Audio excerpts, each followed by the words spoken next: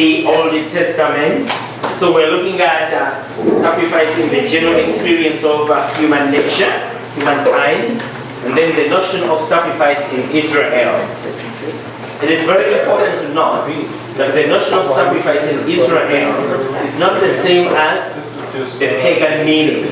So here in Israel, now we are having God in a special way preparing the nation of Israel, moving them in the direction of understanding of sacrifice, which will ultimately culminate in the sacrifice, the ultimate sacrifice of Jesus Christ.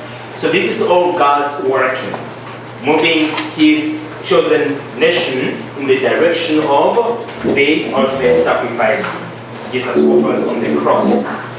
So sacrifice is not offered to appease, this is an angry God. So that was never the, at least, official understanding of sacrifice in Israel. That God is angry, therefore offer sacrifice to appease Him. That was never the understanding of sacrifice, especially by the prophets. This attitude is very dangerous if it is extended to the death of Christ. So the death of Christ would mean that God, the Father, is so angry and is basically sacrificing His Son in anger for sin to appease the Father, because the Father is so mad at us and angry. No. In Israel's understanding, the exalted idea of Yahweh precludes Him from needing anything. Yahweh does not need anything. He is above everything. Israel is not an exterior religion or faith, it is an interior disposition. Okay? So generally speaking, among the other Semitic peoples, if the Jews come or the Hebrews come from a group of people called Semites. Okay? So among the other Semitic peoples, as distinct from the Israelites, sacrifice which usually involved the shedding of blood was connected with the provision of food for the divinity present in an idol. Okay? So sacrifice reflected the God's power over living things. The Greeks and Latins had a similar notion of sacrifice, but they spoke not of feeding the deity, but of winning His favor or placating His anger. Okay, so God is, in a sense, manipulated. So you feed the gods. How do you feed God? So that's Israel didn't have that understanding, so a different way of doing things. So according to biblical teaching, sacrifice was an offering. Okay? So sacrifice is an offering, a gift of an animal or product of the soil made to God in recognition of His sovereignty and in gratitude for gifts received. So that is a very important distinction.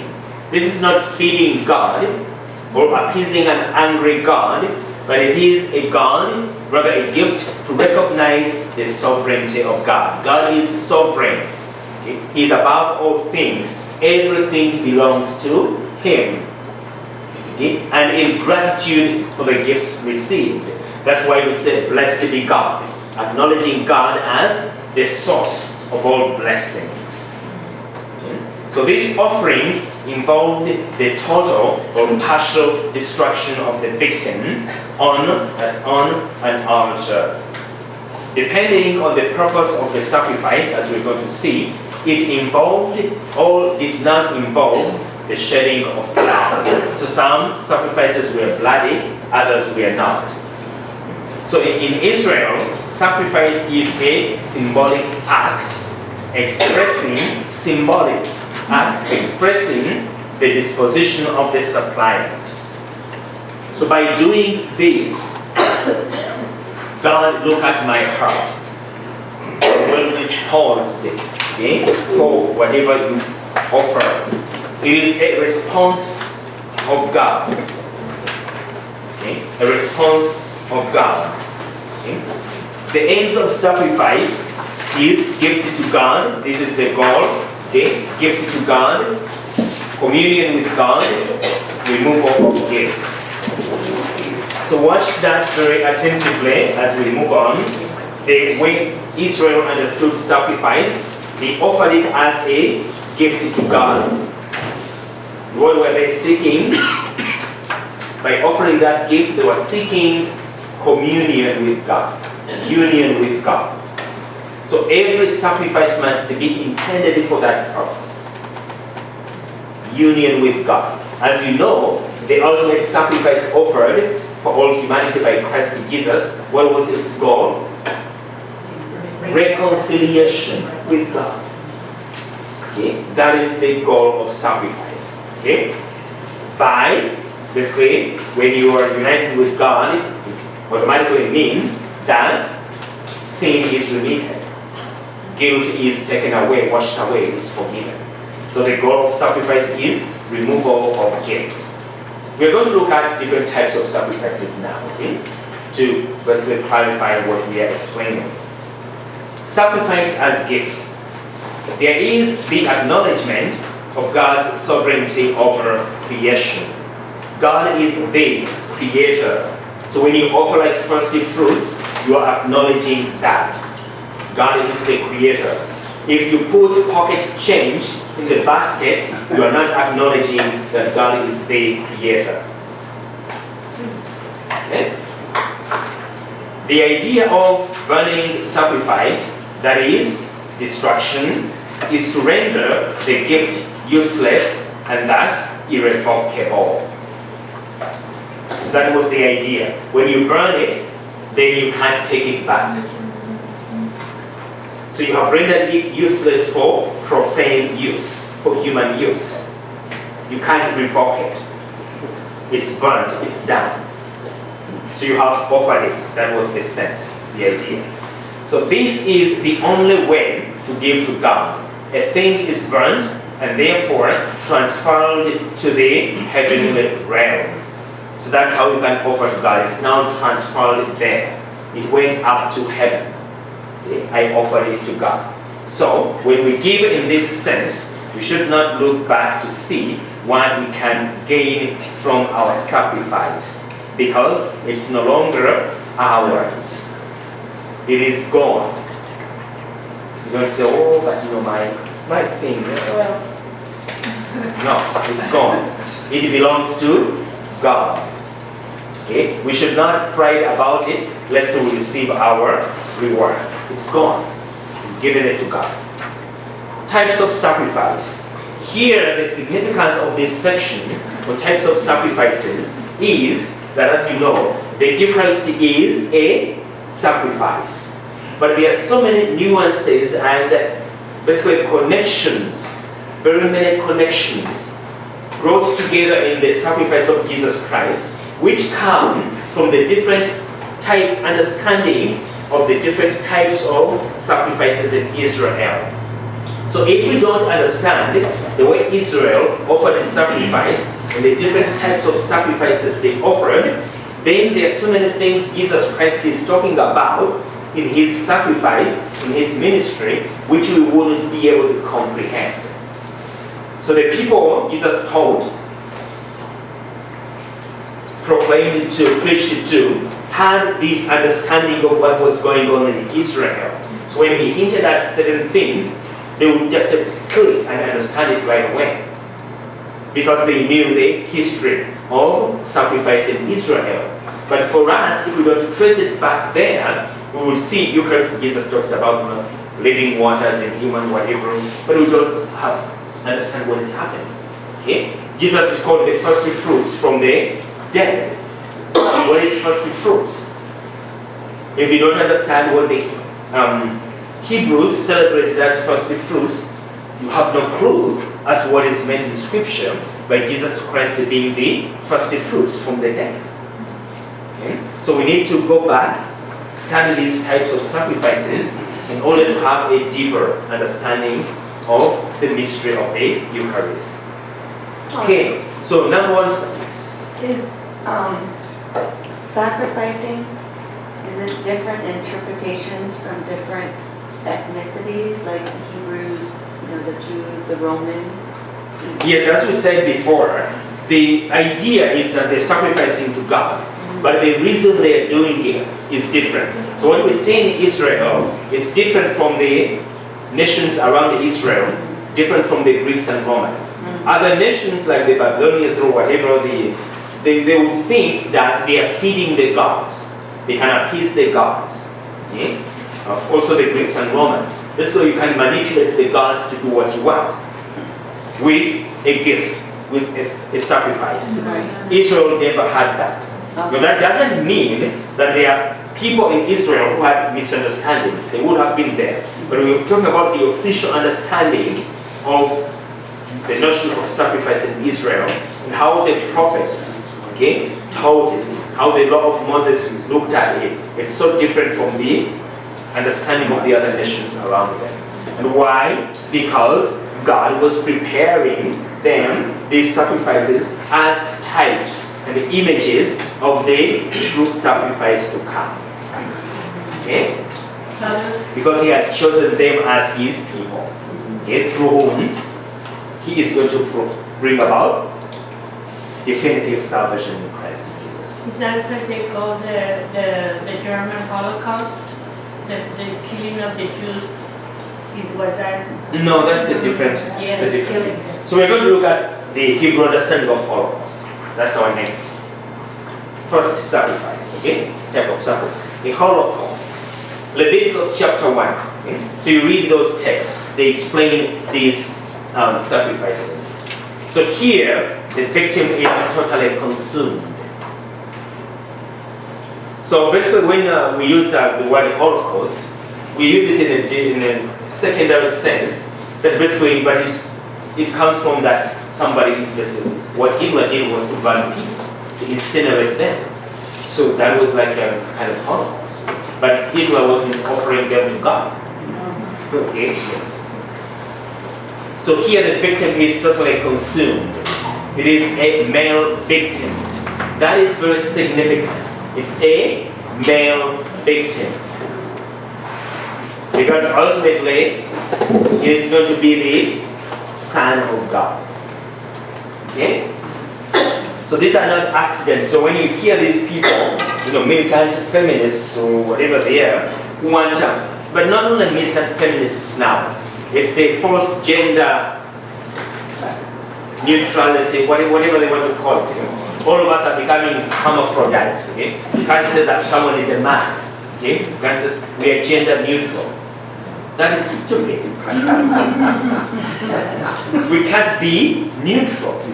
You are either a male or a female. This idea of transgenders, whatever, or transsexuals, it's fake. It's not real.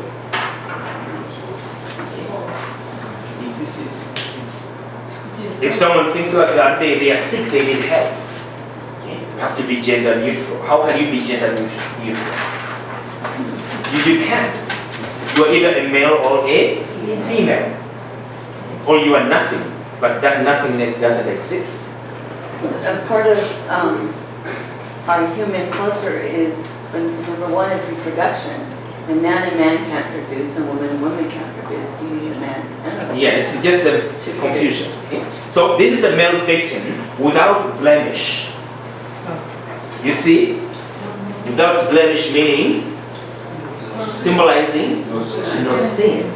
Okay? Cattle, sheep, goat, or bird. The ritual goes that the offerer, the one offering, puts hand on the victim. Okay? You touch the victim. A sign that it belongs to the offerer. You own it. It is slain by the offerer. Okay? You kill it. Blood is sprinkled on the altar. The altar symbolizing the presence of God. Okay? It is not taken because you don't take blood. Okay? Because blood is a life, and life belongs to God alone. So the whole victim is burnt in the sacrifice called Holocaust. The victim could be offered by private persons as well as the people as a whole. The practice was to have one morning and one evening sacrifice every day on behalf of the whole people, as we see in Exodus 29. Before the victim was put to death, the offerer would put his hand on its head to indicate that it was his property and that he was donating it to the Lord and therefore was deserving of the fruits of the sacrifice. So God, it is my sacrifice, so let not grace go to her. Favors should come to me. Okay? So in fact, I'm the one seeking favors. I'm the one seeking grace, okay, from you. So sometimes the imposition of hands meant that the victim was a stand-in for the offerer, meaning that God, because of my sinfulness, I deserved to die. Okay? But I offer this victim to take my place, which means that the victim must be something valuable, because it is really taking my place. So what takes your place can't be a lame animal or something you don't need. It must be something like first fruit, okay? The first produce of the animal, things like that. The purpose of this type of sacrifice is petition and thanks and a confession of sins. That was the purpose of the Holocaust. Okay. To ask God for whatever needs, to give thanks to Him, and also to confess our sins. Okay. Then the communion sacrifice or peace offering, meaning the same. An offering to thank God for benefits received, all in supplication for future divine favor. Okay, that's why it's called a peace offering, to thank God for benefits received. So this spirit of thanksgiving is not new. Israel offered sacrifices specifically to give thanks to God. Okay, so that's why we also have our ultimate sacrifice being referred to as, in the history of the church, as thanksgiving. As you know, Eucharist, it means to give thanks in Greek. Okay? So it is ultimate thanks for the ultimate gift. The gift of God Himself to us. So, like for us, when we give thanks to God in the Eucharist, what are we giving thanks for? The greatest benefit received, namely the Savior, okay, through whom we receive the gift of salvation. All it was given to supplication for future divine favor, as we see in Leviticus chapter 3. Okay. So God, for example, when we pray, usually in our night prayers, we ask God not like to die suddenly, in your prayers like that, or to die while loving Him. We call that the grace of final perseverance. We must pray for that grace every day. We must ask God for the grace of final perseverance. That's a divine favor. So the purpose of this offering was to bring the offerer closer to God. That's why it was called a communion sacrifice. God, I need to get closer to you to know your ways. So through this sacrifice, I'm seeking that favor. As symbolized here by the feast that followed the sacrifice, at which the priest, the offerer, and his family, and perhaps invited guests ate part of the sacrificed victim. So, when you share a meal with someone, you get closer to them. The reason we are studying these sacrifices is to see how they were types, figures of the Eucharist. Just think about this. When you offer this communion sacrifice, part of it is eaten by the offerer, okay, to show that you are sharing a meal with God. You are sharing something with God. So when you want to know someone better, you invite them for dinner. you chat, you share a meal. That has been a way to express friendship, from time immemorial. That's how people know. You can't invite your enemy for lunch. Just sit there. I hate you. Feed him poison. You can't invite someone to tell them how much you hate them. You tell the server, I hate her. Right? You invite her. So ultimately, this is the type here. You share a meal. But ultimately in Christ Jesus, we don't share. He gives himself to us as food. My flesh is true, real food, and my blood is real drink. How closer can you get to God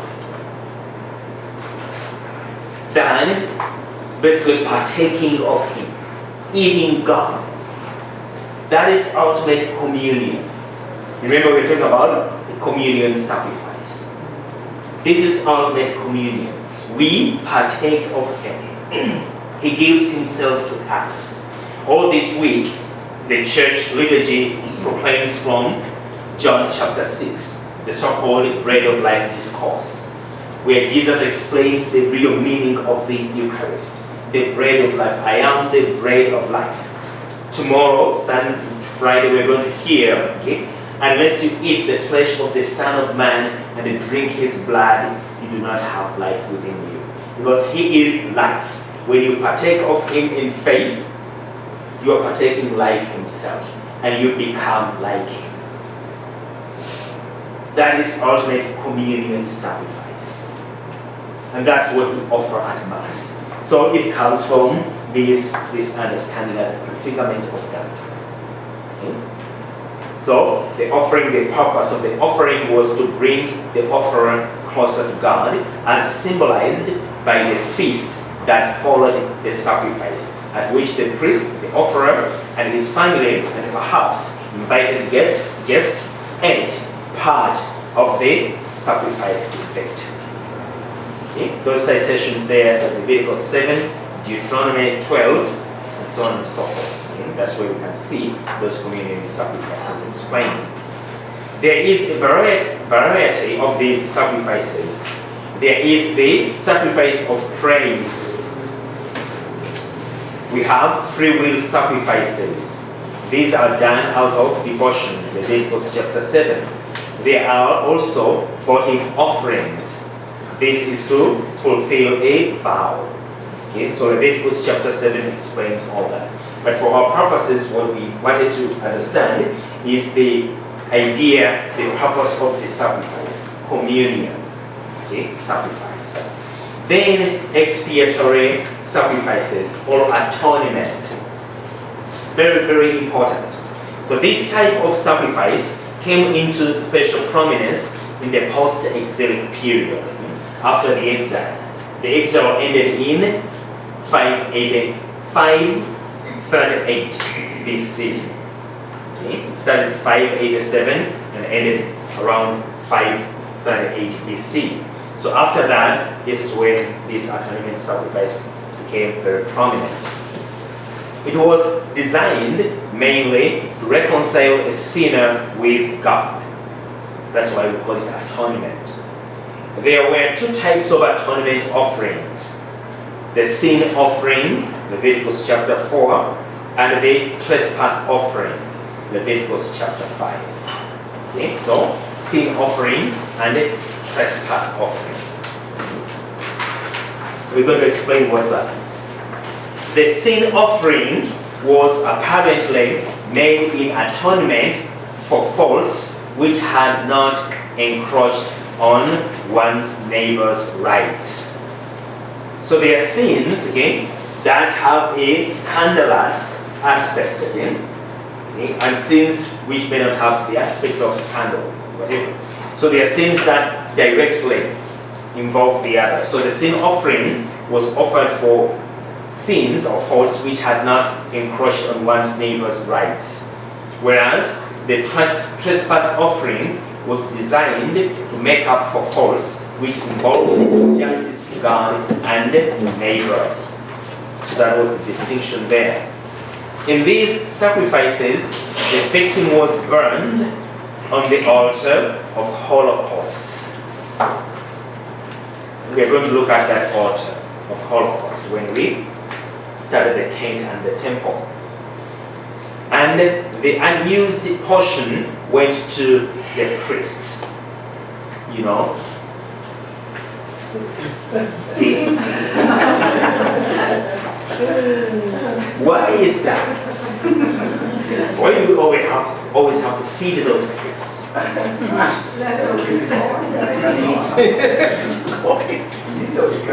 Don't do that. Why? By the way, seriously, why? Because when things were apportioned among the 12 clans or tribes of Israel, the tribe of Levi did not receive land. Because they had to dedicate their lives to the work of God, the work of sacrifice, the work of the priesthood. So other tribes had the obligation to support them.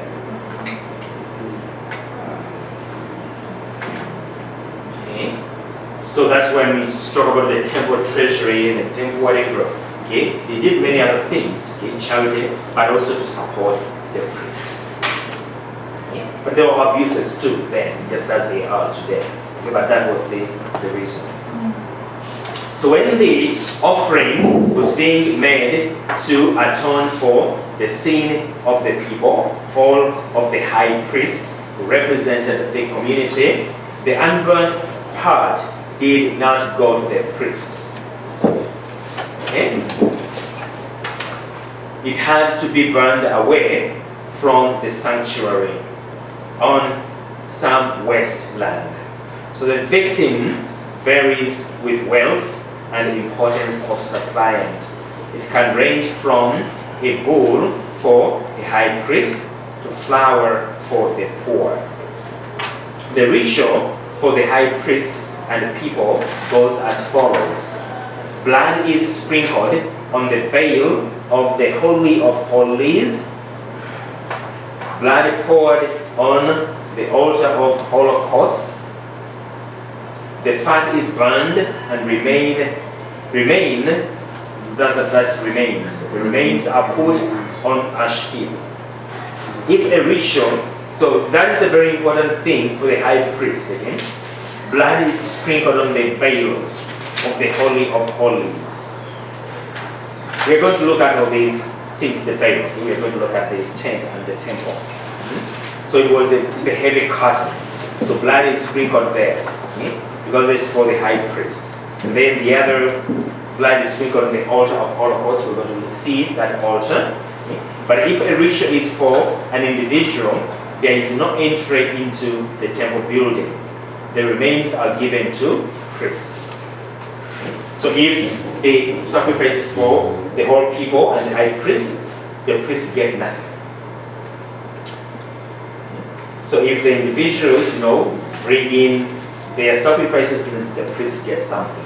So that's why you see there was a lot of trading in the outer court of the temple when Jesus went and overturned the tables, because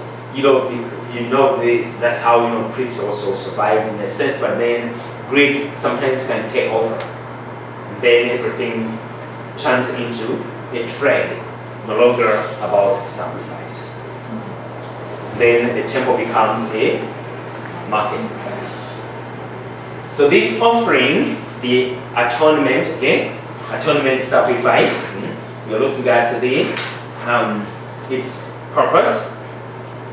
This offering cleansed the people from legal impurity and from various transgressions committed out of frailty or ignorance.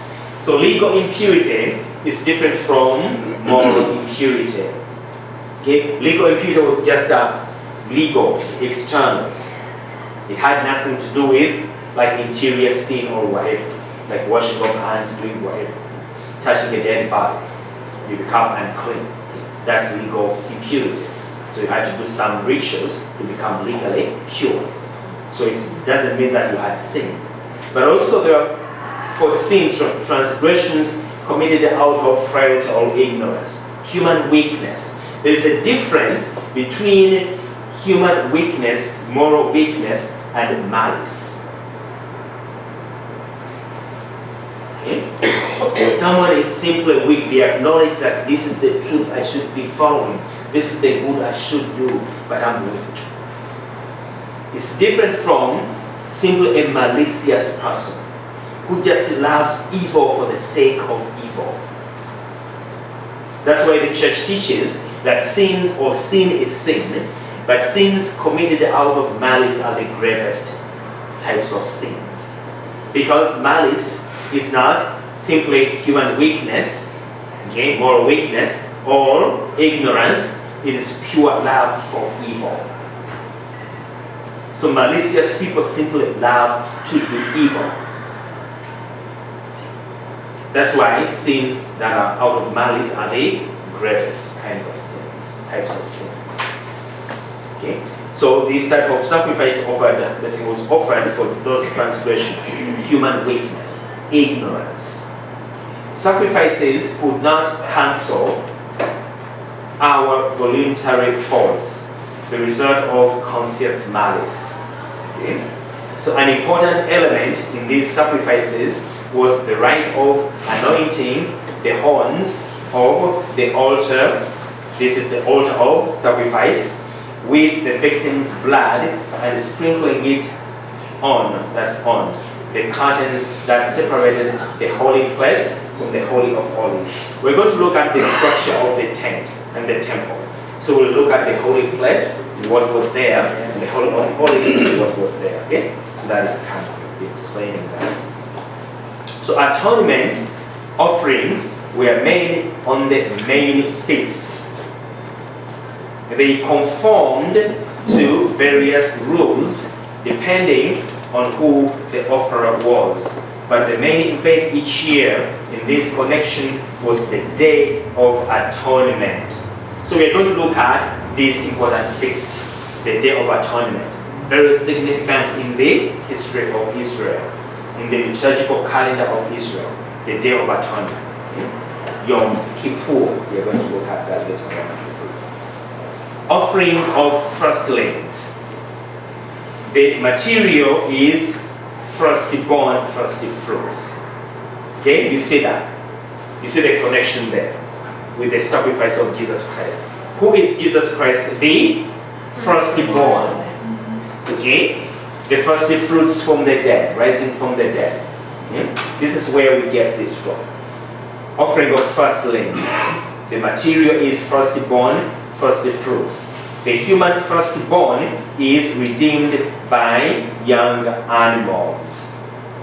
So God, I would have sacrificed my child for you, but I'm going to take the firstborn of the animals and sacrifice it instead. Okay? Here the idea is that everything belongs to God. Okay, that was the idea of the firstborn. Everything belongs to God. So humans must acknowledge this, and they should give thanks. Everything belongs to God. And these types of sacrifices were an acknowledgement of that. We acknowledge you, our God, as the source of everything. Everything belongs to you.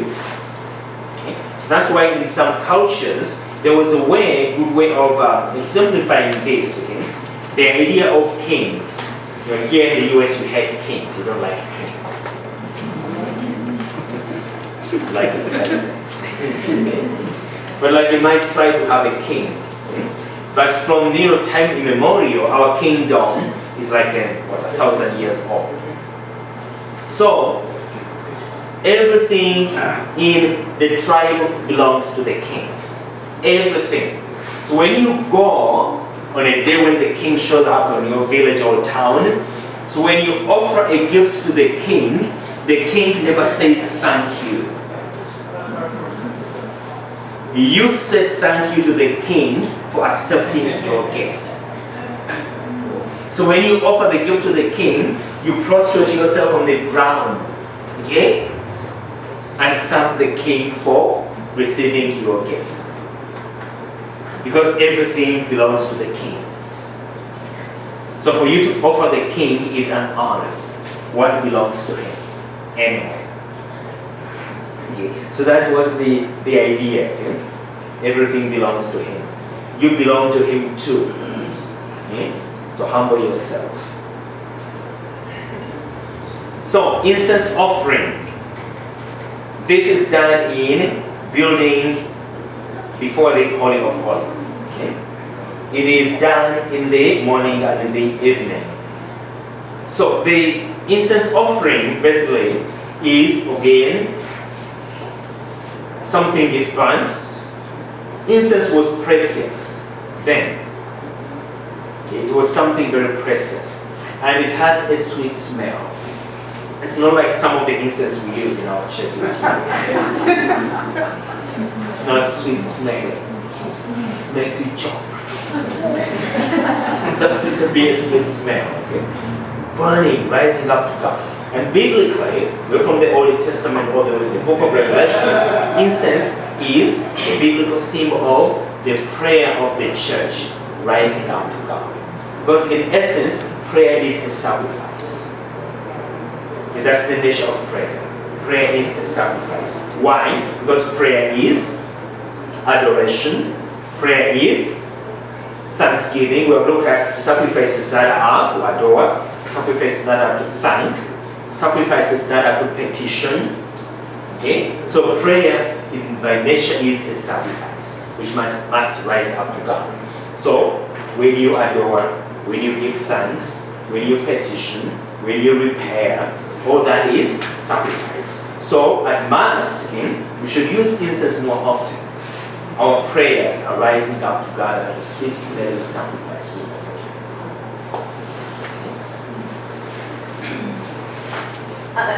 Him. You talked about the incense. Is that different in incense offerings in the churches, different from the Romans, the Jews, the Catholics, or different geographical? What we are looking at here, we are still looking at the Hebrew tradition, what Israel did. So what is their incense? That's what I'm trying to get at. Because you're saying from your country, it's a sweet smelling incense. And then Even when you get it from the Holy Land, it's so it's like myrrh, I have some. frankincense, I don't really know what they make it from, Okay. but it's good. Like in Mexico, It's good. like in Mexico, they use copal, tree resin, and that's what's incense de la iglesia, the incense of the church. So that's a tradition in Mexico. Yes. But I think in every culture they can find the sweet smelling.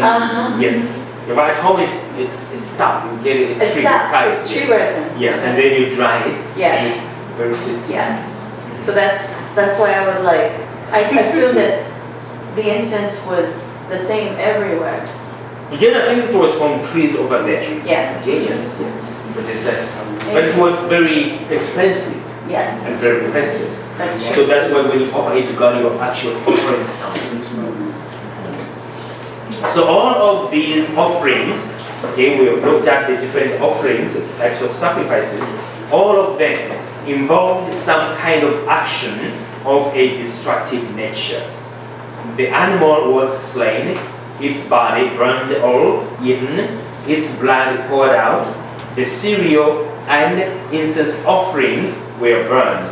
The wine was poured out on the ground. However, the emphasis was not so much on the destruction, but on the offering itself. It was by these actions that the object was withdrawn from profane use and given over to God. So there's the way what we call the destructive element was a way of removing it from profane use. Now it is for sacred use. The sweet smelling smoke of the animal, cereal, or incense offerings rose up to God and was received by him. That was the idea, the understanding. So the blood of sacrificial victims poured around the altar and the wine poured into the ground were also understood to be given over to God and received by Him. As we said, the altar basically was the symbol of the presence of God in the midst of His people. So just as today, the altar is the cross on which Christ offers sacrifice. Okay. So now because we talked about the different sacrifices, where were they offered? So we go to the place of worship. Okay, so that's what we'll be looking at next week. The place of worship is so significant. So I'll ask you, some of you who have computers, go and look up the tabernacle. We have the image here, the tabernacle, or the Temple of Solomon, and basically get a bigger print, okay, of this. We're going to look at it in detail. The importance of the importance of the place of worship is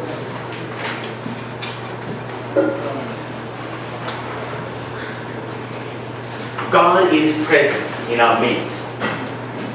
And because God has chosen to dwell among us, okay, there is indeed a proper place for His presence. Okay? There is indeed, and there should be, and there must be a proper place for His presence, because He chose to dwell among us. So we are going to see from Israel in the desert, they constructed a tent, which was movable. A tent, which is called a tabernacle. So in our churches we have tabernacles. Where do they come from? It's not an invention, a new invention. No, it came all the way from the experience of Israel in the wilderness. Okay? The tent of meeting. So God prescribed, because He chose to dwell among His people, He told them to build this tabernacle. And He confirmed His presence when a cloud came and filled the tabernacle, the tent. And Moses would always go to the tent to converse with God. And then he would relate the message to the people. God has chosen to dwell among us. There must be a proper place for His presence. So today, since this God who chose to dwell among us came among us in His fullness, true God and a true man, there must be a proper place of His presence among us. And that proper place of His constant presence, because He said, I will be with you until the end of the age. So the proper place for His presence is the tabernacle. So in every church, there must be a tabernacle. The tabernacle must be in the most prominent place in the church. Because He became incarnate, He dwells among us, there must be a proper place for His presence. So in these churches where they have removed the tabernacle and basically put it somewhere there is no blessed sacrament in the place of worship, it is sheer ignorance or sheer foolishness. Okay? Because it is the place of worship. And in that place of worship, God has chosen to dwell with His people. And His dwelling, His presence is permanent, not temporary. So because it is permanent, so there must be a permanent place for His presence. Father, what if they remove it from the front of the altar to another place? Well, the thing is that it must be in a prominent place in the church. The most prominent place is the sanctuary. Okay? So, ideally it should be in the middle of the church, basically where it's most visible. That's the most prominent place. But this must be in the sanctuary. Because the tabernacle must be in the most prominent of the church, in the prominent place. Okay? So if a priest gives themselves the authority to remove the tabernacle from the place of worship, That's their place, Father. Yes, it's their theater. It's their stage. Speaking of state, can they, in a Catholic church, can they remove the altar table and move it away to do a play in the church? You know, that happens. But it should never happen. Because churches, the altar is consecrated with Christian because it is the cross. Okay?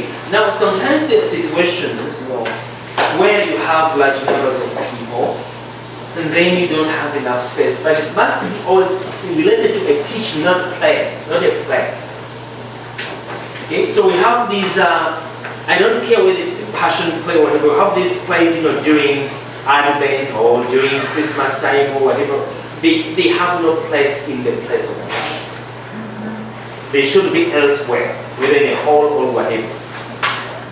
Because when we do that, you water down the importance of this place. Then you can remove the altar. That's why in a permanent church, it's always advisable that the altar is immovable. It must be fixed. Okay? Not just moving around. We are going to look at all that later on. When I just went to a funeral and they were, I knew the meaning of it, but I can't remember. So they go around the coffin and they do the incense. Is that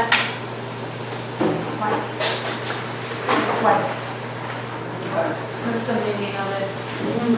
Basically, we have prayed for our brother and sister, okay, who has passed.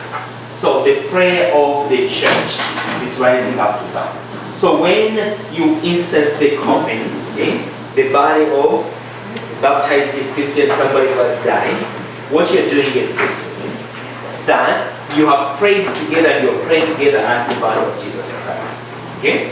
So when we pray in faith, okay, that we truly believe, all our voices echo a single voice, the voice of Jesus Christ in the head.